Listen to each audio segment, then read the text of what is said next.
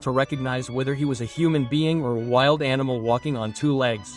A layer of hair like the skin of a bear had formed on his entire body. One day in the 4th year, he went to stay in an inn for a few days.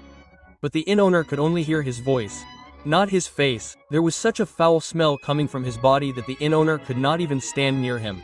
He did not allow Rudrr to stay in his inn, let alone in his stable. He said that if I allow you to stay in the stable, my horses might run away in fear. When Rudrr kept a lot of money in front of him, the inn owner refused to let him stay. The owner of the inn allowed him to stay in a room meant for servants away from the inn. But he put a condition. You will not come out of your room as long as you stay there. Otherwise, no one will come to stay here out of fear of you. Rudrr accepted this condition. In the evening, when he was sitting alone in his room, he was thinking, why these 7 years never end?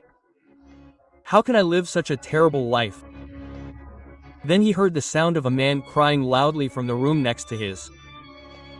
Rudrr, who was very kind by nature, opened the door of his room and came out.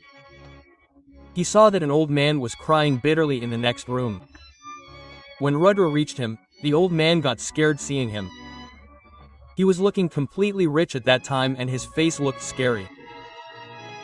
But when he asked in a soft and sweet voice, Baba, why are you crying? Then the old man's fear subsided a little. The old man said in a sad voice, I have lost everything in gambling.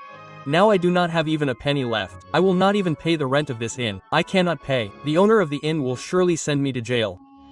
Rudrr said smilingly, don't worry. I have a lot of money. Saying this, he took out a lot of money from his skin pockets and placed it in front of the old man. Then he said, now you do not need to cry and be sad. With this you can pay the rent of the inn. Not only this, Rudrr gave more money to the old man to take him to his house. The old man was very impressed by his generosity and said gratefully, son, in return for this favor of yours, I want to marry one of my daughters to you. You come with me to my house and choose any girl of your choice. At first Rudrr hesitated because he was sure that no girl would want to marry him after seeing his scary face. But on the insistence of the old man he agreed to go to his house. In the morning when they reached home,